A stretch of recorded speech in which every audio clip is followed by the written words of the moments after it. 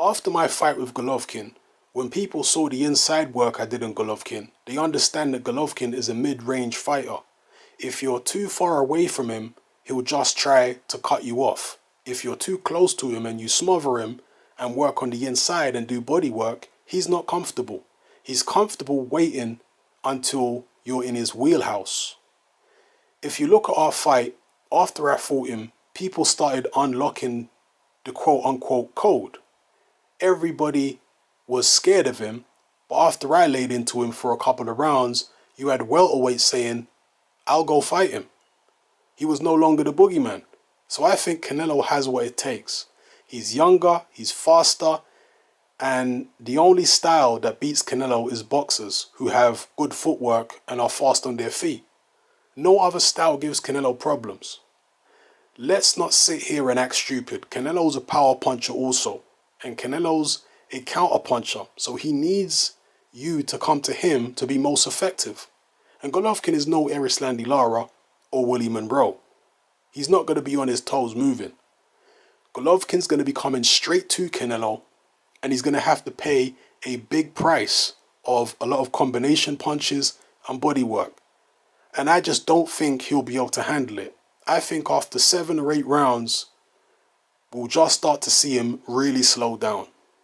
Maybe even after 5 or 6 rounds, we'll see him slow down. And then we'll see Canelo just walk on to victory or possibly a late round stoppage. My heart is on the fence because my heart and my pride as a champion and a man says I want Golovkin again. But my pockets also say I want Canelo. So I'm on the fence with it.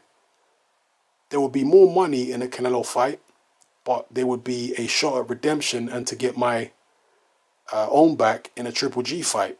Either way it goes is great for me.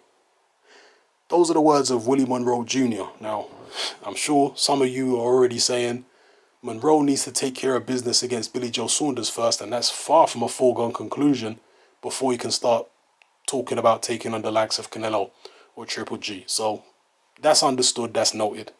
But as far as what he said about fighting Golovkin, that Golovkin is not really an inside fighter, he needs a certain amount of space.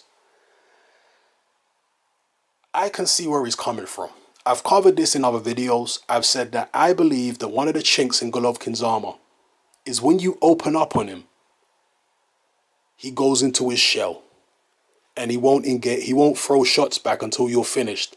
And then when he does start throwing punches back, depending on how heavy your attack was, he might be measured. He might be careful about what he throws back at you.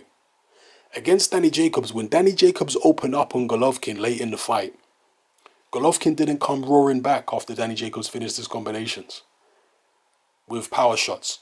No, he was very cautious. He shelled up, he got in his shell, he tried to absorb as much as he could from Danny Jacobs, then he came back with jabs. He didn't come back with loads of big power shots looking to get revenge like the way he did against Kell Brook. So when he's under attack, and even against Kell Brook, when Brook was opening up, Golovkin wasn't punching with him a lot of the time. He was just defending. Why does Golovkin do this? Because he's slow. This is why he does this. In Golovkin's mind, he don't even like exchanging with people who are so much faster than him.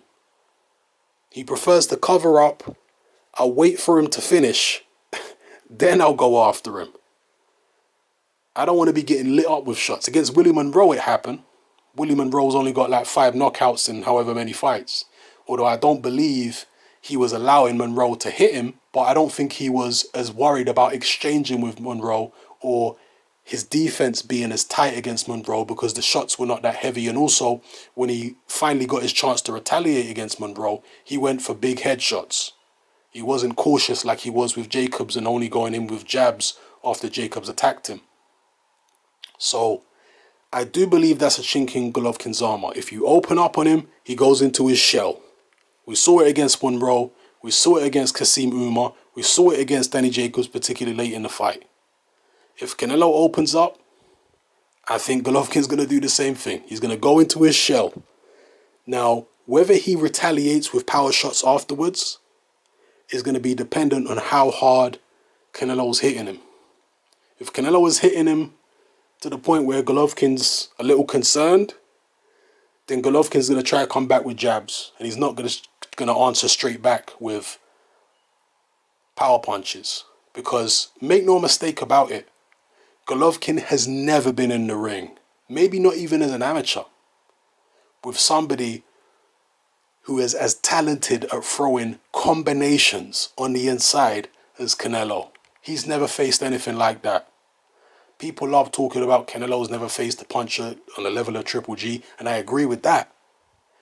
But don't get it twisted and think that this is only a one-way street, and that Golovkin is not going in the ring against something he's never seen before either, because he is.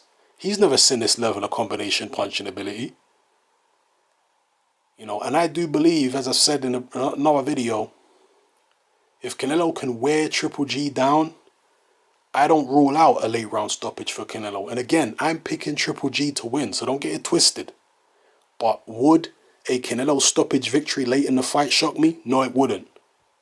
And I think either one of these guys could win the fight early if they land the right body shot. If they hit the sweet spot, the floating rib, either one of them could land one of those spectacular body shots like Hopkins did against De La Hoya and end the fight at any time.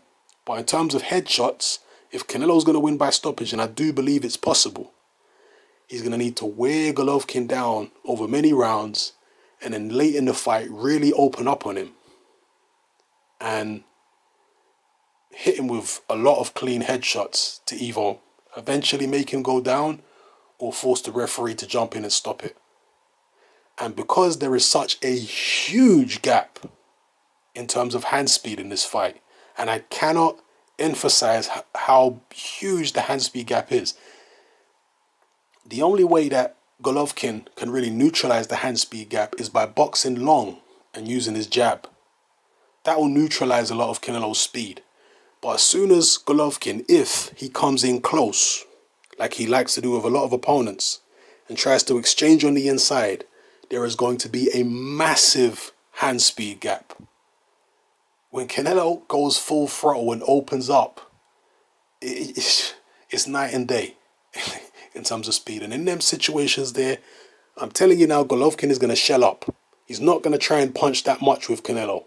You know, maybe the odd shot here and there, but not too much. He's going to shell up and he's going to wait for Canelo to finish and hope that he doesn't get hit with anything serious, particularly body shots. So anyway, just some food for thought there. Again, I personally would not dismiss what Willie Monroe is saying, that Canelo could possibly win by a late stoppage. I wouldn't dismiss it.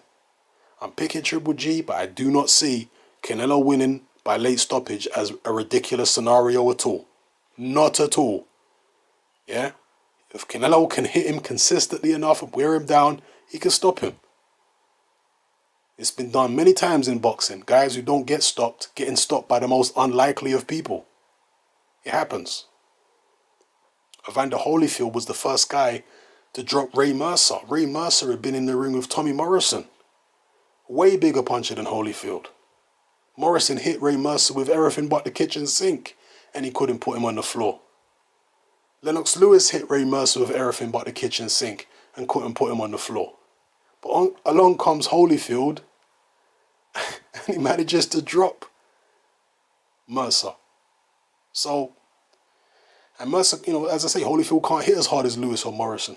But Holyfield managed to wear him down sufficiently to the point where he eventually got him, whereas the other two didn't. Bear that in mind, all right? So, and, you know, some people are going to talk about Vladimir Klitschko knocked out Mercer and